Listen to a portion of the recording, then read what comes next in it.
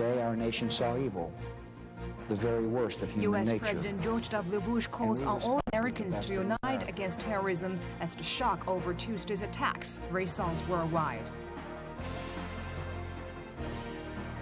Chinese President Jiang Zemin sends a message of condolences to the people and President of the U.S.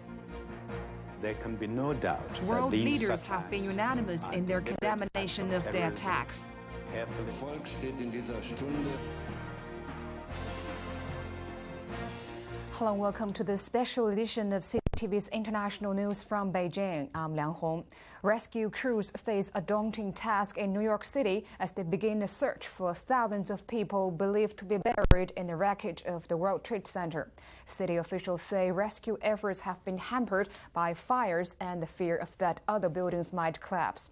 Life across the United States has come to a standstill in the wake of Tuesday's devastating terror attacks in New York and in Washington, D.C.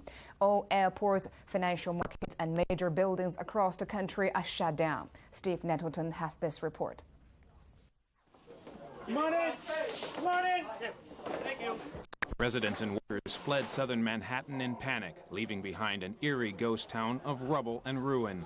Thousands were feared dead.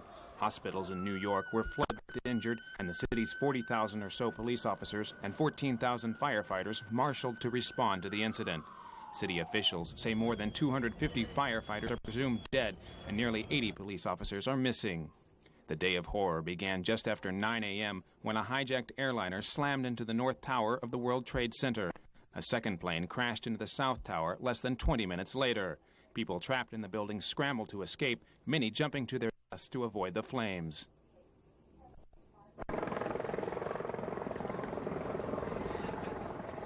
First one tower, then the second imploded, bringing thousands of tons of steel and crashing down on New York's financial district.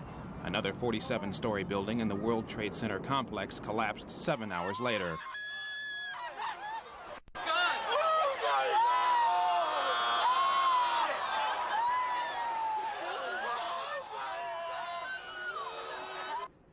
In Washington, a third commercial airliner hit the Pentagon, causing a 60-foot section of the building to collapse. Flames continued to spew from the charred rubble into the night. Defense Department officials say hundreds may have been killed. Major government buildings in the city were evacuated, including the White House, the Capitol, and the Treasury. A fourth hijacked plane crashed about 80 miles from the Pennsylvania city of Pittsburgh. It was unclear if it was related to the other hijackings or what its intended target may have been. It was the worst attack on U.S. soil since the Japanese attack on Pearl Harbor in 1941. The U.S. government went on high alert. Leaders of Congress and White House officials were taken to an undisclosed location. All commercial air traffic was shut down, major buildings and landmarks across the country were evacuated, and sports and entertainment events were canceled. The U.S. Federal Aviation Administration says all commercial planes will remain grounded until noon Eastern Time on Wednesday. The hijackers apparently commandeered the planes with knives. Some passengers called relatives on their mobile phones, saying hijackers had stabbed flight attendants and seized control of the aircraft. U.S. leaders described the attacks as an act of war and vowed revenge. No group had claimed responsibility. Steve Nettleton, CCTV. With additional information about the tragic day in the United States, here's our correspondent Chen Xiaowei joining us by telephone from New York. In the initial reports, there were reportedly 8 flights hijacked, and only 4 of them have actually been accounted for right now, which are the American airline flight from Boston to L.A. that crashed into the first World Trade Center tower, and the United Airlines flight from Boston to L.A. that crashed into the second World Trade Tower, and also the airline that crashed into Pentagon and the one that crashed outside Pittsburgh. However, there's still 4 that are missing, but federal agencies have now declared that all other 4 flights have been accounted for. However, it is not clear what they mean by that, whether those flights have been found or whether they have been forced to land or whether they have actually been declared not have been hijacked at all. So that is still unclear at this point, and the U.S. officials do not seem to be eager to make that public. That is our correspondent Chen Xiaowei in New York. In a televised speech to the nation at 8:30 p.m. Eastern Time, about 12 hours after the attacks, U.S. President George W. Bush called on all Americans to unite against terrorism. Here is Liao Liang with the details.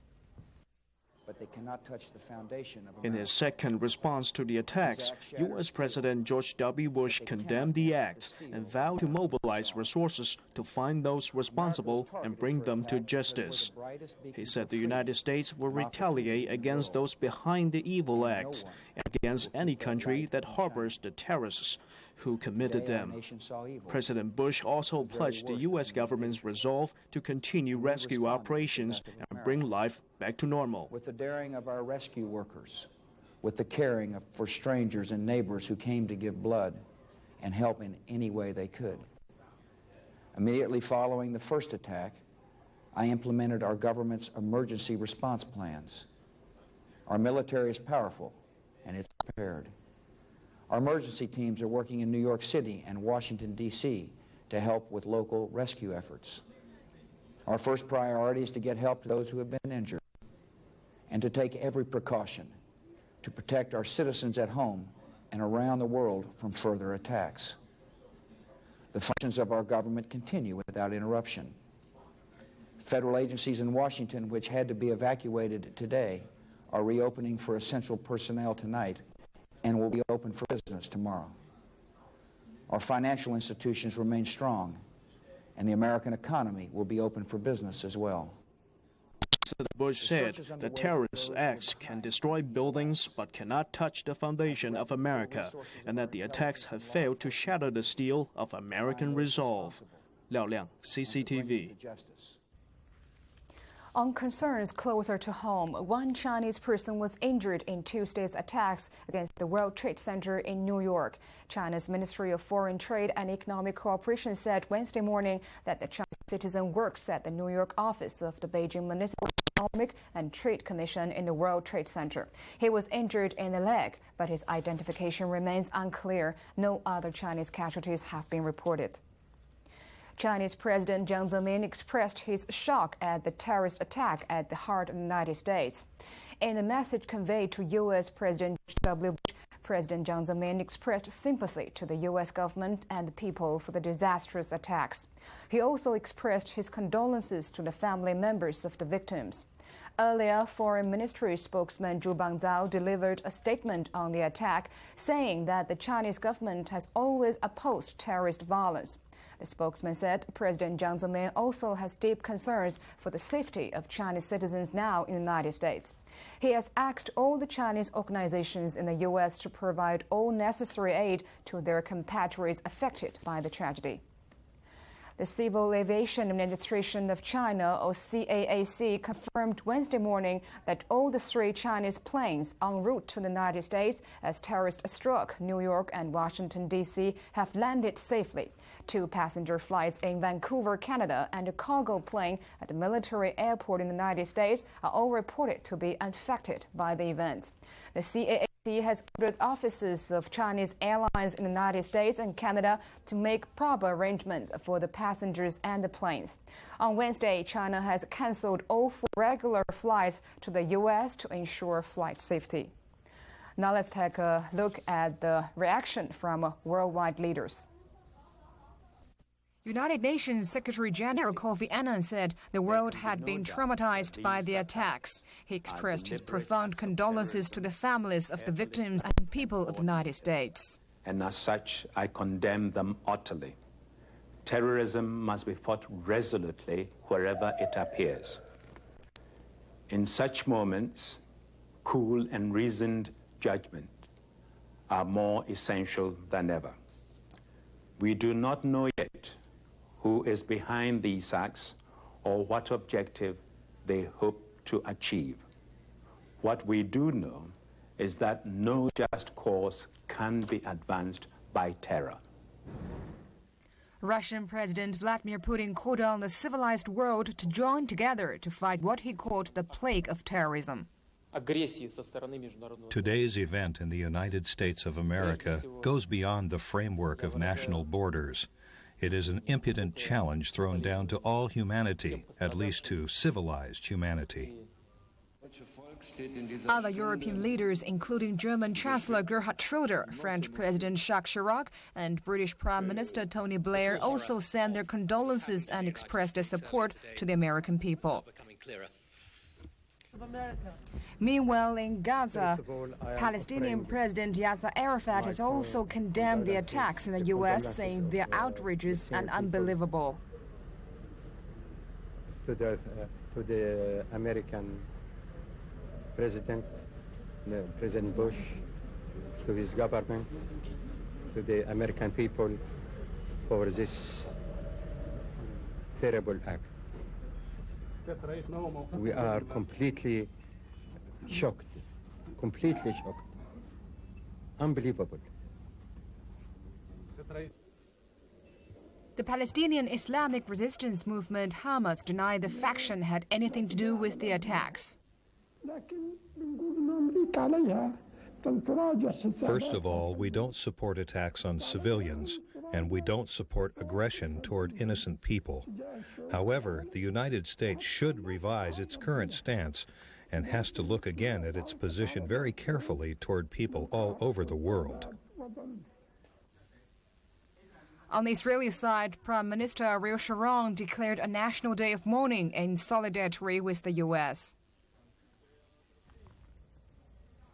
Afghan Foreign Minister Wakil Ahmed al-Mutawakil told a news conference in Kabul that he condemned the attack. The official said that Afghanistan decries terrorism in all its forms. Meanwhile, the Taliban said a Saudi millionaire, Osama bin Laden, taking shelter in Afghanistan, was not responsible for the terrorist attacks. Now, Steve Nettleton offers us a brief look at the World Trade Center towers and the Pentagon. The World Trade Center towers stood around a central plaza at the southwestern tip of Manhattan in New York City. It took 7 years to complete construction of the complex, which was finished in 1973. The complex of 5 buildings was popularly named Window on the World for its 410-meter height and 110 stories. The giant skyscrapers had a floor space of 840,000 square meters and were able to accommodate as many as 50,000 office workers. The Pentagon, headquarters of the U.S. Defense Department, consists of 5 connected buildings making the shape of a pentagon. Completed in 1943, the building is the largest in the Washington, D.C. area. This, of course, is not the first time the United States has been rocked by terrorist attacks. Mei Yan now takes a look back at some of the more recent major assaults on U.S. targets in recent years. October the 12th, 2000. A terrorist bombing killed 17 U.S. sailors aboard the USS Cole as it refuels in Yemen's port of Aden. U.S. investigators point to Saudi exile Osama bin Laden as the prime suspect.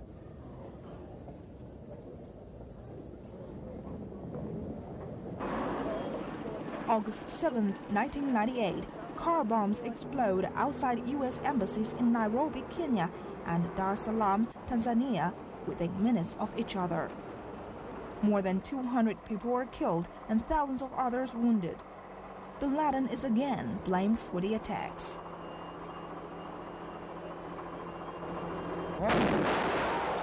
April 19, 1995, a bomb rips through the Alfred P. Murrah Federal Building in downtown Oklahoma City at 9:02 p.m.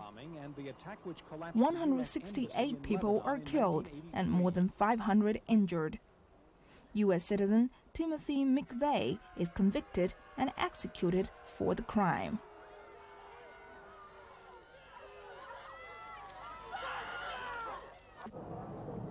February the 26th, 1993, a bomb explodes in a parking garage below the World Trade Center in New York. 6 people are killed and about 1,000 wounded. 6 Islamic militants are convicted of the bombing and sentenced to life in prison. December the 21st, 1988, Pan Am Flight 103 explodes over Lockerbie, Scotland. All 259 passengers and crew on board are killed, as well as 11 Lockerbie residents. 1 Libyan suspect is sentenced to life in prison, and another Libyan is acquitted. Mei Yan, CCTV. The attacks against U.S. targets once again reminds people of one of the greatest threats to humanity, terrorism. There has been speculation that military action is a good choice in dealing with terrorism, but analysts also paying higher hopes on political means. Yan Zhetong, a leading Chinese political analyst, shares his views with us. I don't know what's the concrete military operation the U.S. will adopt against the terrorists. But one thing is quite sure, the U.S. will adopt a military operation against the terrorists. They will give the military punishment, and I believe American military have great confidence in their military capability, and the Republican government have a deep belief in power and in military force. And so that's what their belief, that belief will guide their policy. And the other thing I think I should remind that now this disaster really remind people to think about the strategy against the terrorist movement seriously. And now, what is a major threat to the U.S.? Terrorists or the international ballistic missiles. The important thing is invest money to improve the capability to deal against terrorists or improve the U.S. national missile defense system. And I think this is something not only for the U.S. but also for the world to consider. And where the major threat to every country is the traditional military war, or it's the catching term is a non-traditional threat. Television pictures have shown explosions in Afghan capital of Kabul. The U.S. cable news network showed footage of a series of flashes and flames that lit up the sky. The explosions took place early Wednesday morning. A CNN reporter said there are missiles flying across the city, apparently large incoming missiles. The report came just hours after major terrorist attacks on the U.S., which destroyed New York's World Trade Center and damaged the Pentagon near Washington, D.C. The Northern Alliance fighting the Taliban in Afghanistan has claimed responsibility for the attacks in Kabul. U.S. Defense Secretary Donald Rumsfeld told a news briefing that the U.S. did not attack Kabul, and the White House has confirmed the denial. U.S. stock markets will remain closed today after two planes crashed into the Twin Towers of the World Trade Center in New York. New York Stock Exchange spokesman said that in light of the heinous attack on America, the American Stock Exchange, the Nasdaq stock market, and the New York Stock Exchange have decided, after consultation with the U.S. Securities and Exchange Commission, to remain closed through Wednesday. U.S. Federal Reserve President Alan Greenspan is now attending an international clearing banking conference in Switzerland. A special group led by the institution's vice chairman, Roger Ferguson, is closely watching the U.S. banks and financial market. The terrorist attack in the United States also sent shock waves through European stock markets on Tuesday, and all stocks fell. Bond markets rose strongly, but equity markets are facing total collapse. Investors have been assured that the disruption of normal trading patterns is temporary and trading will resume as soon as it is practical to do so. You are watching CCTV News. Stay tuned for more news still to come. Premier Zhu Rongji meets with Russian President Vladimir Putin in the Kremlin to discuss the outcome of the 6th regular Sino-Russian Prime Ministers meeting. The 21st Century Forum, featuring a symposium called Dialogue Among Civilizations, opens in Beijing.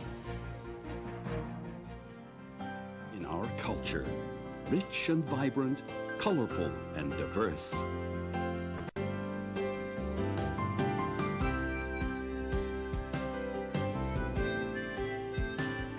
Weaving together tradition and modern trends, we believe they go hand in hand. China designs its own style, its own new mark of elegance. We welcome change as it brings us hope for a better future. Prosperity is no longer an impossible dream. Our lives are brightened by progress just newly started, flourishing with each passing day. We no longer dream about it, we live it our way.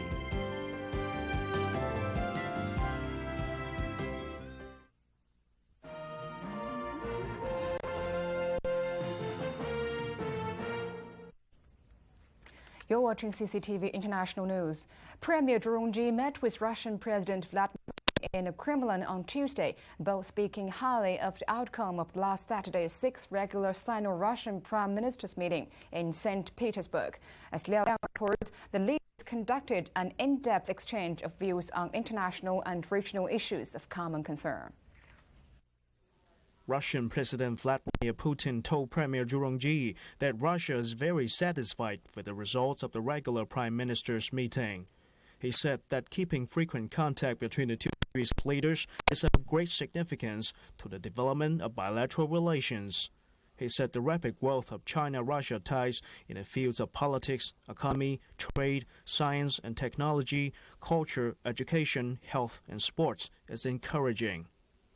Premier Zhu Rongji said the cooperative document signed at the Prime Minister's meeting will give a strong impetus to bilateral trade and economic cooperation, hopefully adding tens of billions of US dollars to trade volume. Zhu Rongji put forward a number of suggestions to improve the China-Russia trade balance, including the setting up of a Chinese trading center in Moscow, Russia's dispatching of a large number of businessmen and industrialists to visit China every year, and the increasing of direct trade links between large and medium-sized enterprises in the two countries. Liao Liang, CCTV. Chinese Vice Premier Chen Chichen has voiced his confidence in Sino-U.S. relations, saying the governments of the two countries will continue their efforts to strengthen ties. Vice Premier Chen Chichen made the remark when he met a delegation of Chinese Americans in Beijing on Tuesday. Chen Chichen said there is no concrete factor that will result in confrontation between China and the United States, although he admitted differences still remain. The Vice Premier called on leaders of both countries to focus on the future benefit of the bilateral cooperation. Chen Chichen also commented on the ties across the Taiwan Straits. He said immediate peace talks on the basis of one China should be on the top agenda. The Premier urged Taipei to stimulate the direct links of trade, transportation and postal services. China's foreign and defense policies in the 21st century were the key issues at the ongoing Forum on China and the World in the 21st Century. The three-day forum is holding a wide range of discussions on international development trends in the early 21st century and has received a lot of attention from around the world. Han Bing highlights China's security policy. As one of the largest armies in the world, China's defense modernization has always received the world's attention.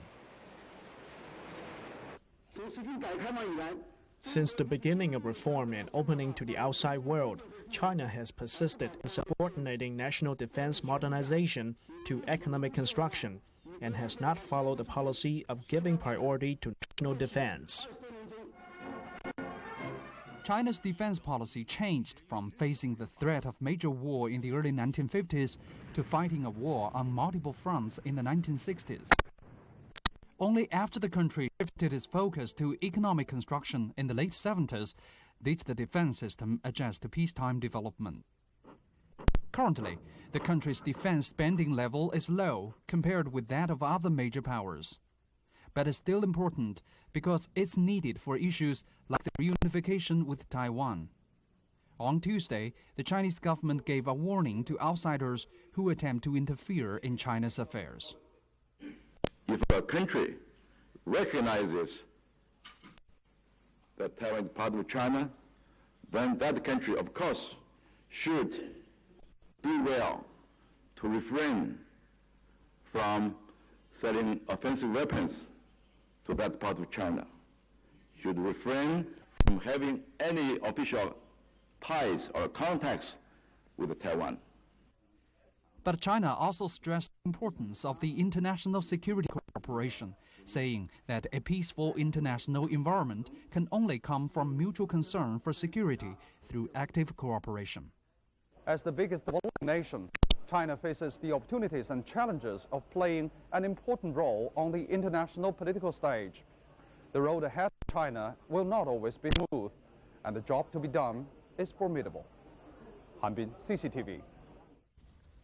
This year marks the UN-designated Year of Dialogue Among Civilizations. On September the 11th, the 21st Century Forum featuring a symposium called Dialogue Among Civilizations opened in Beijing. Participants from home and abroad expressed the same belief that strengthening of dialogues is a key to ensuring the healthy development of globalization and world peace. Song Yan, Vice Chairman of the National Committee of CPPCC, at the opening ceremony that differences in ethnicity, religion and culture should be respected, and conducting multicultural dialogues is an effective means to avoid or resolve world conflict. He further remarked that China is opposed to the idea of imposing one's own culture on other nations in the name of globalization. The two-day symposium will focus on such topics as the impact of multicultural dialogue on world history and on international relations, and the role of the United Nations in multicultural dialogue. Maritime affairs officials from 18 countries and regions in the Asia-Pacific region are meeting in Beijing for a two-day forum. As Liao Liang reports, the meeting is designed to promote information exchange and technological cooperation among the region's maritime security organizations. The Beijing Forum is the fifth in a series and to take place in China. It is held every 1.5 years. Focusing on maritime safety and curbing pollution, maritime officials will discuss a wide range of topics, including search and rescue operations, emergency treatment of split oil, sailing security, risk assessment and management, and speedboat safety. Participants will deliver speeches and presentations on their own country or region's developments in ship locating, the global maritime distress and safety system, oil treatment operation, and vessel transportation services. Officials believe the forum will enhance cooperation among Asia-Pacific countries and regions to smooth the way for ocean transportation, protecting the environment, and preventing the loss of life. The next forum will be held in Hawaii in the United States. Liao Liang, CCTV. Turning to finances, China's State Statistics Bureau revealed on Tuesday that industrial enterprises nationwide have in general maintained an increasing trend. As Zhou Yu reports, they achieved an industrial added value of $27 billion in August, up 8.1% over the corresponding period last year. Compared with last August, the production of state enterprises this August increased by 7.9%, and that of shareholding enterprises by 9.8%.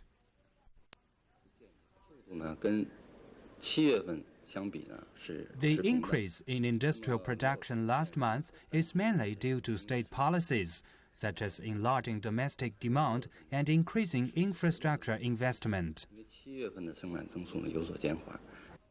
Statistics also show the industrial enterprises have achieved an export delivery value of $16 billion.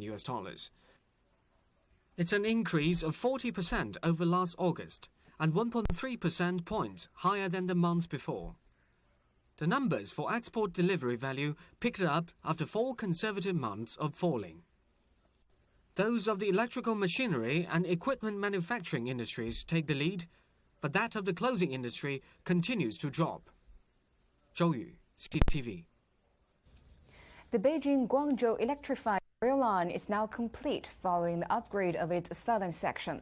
The upgrade was conducted from Chang, a district of Wuhan in central China's Hubei province, to Guangzhou, the capital city of South China's Guangdong province. The upgrade has boosted the line's carrying capacity by 25% and lifted the top speed of traffic to 140 kilometers an hour, up from 120. The Beijing to Guangzhou rail line runs from a route of 2,300 kilometers and is the longest in China. With its completion, the electrified rail lines in the country now total 16,000 kilometers. Well, that's all for the news. I'm Liang Hong in Beijing. Thanks for watching.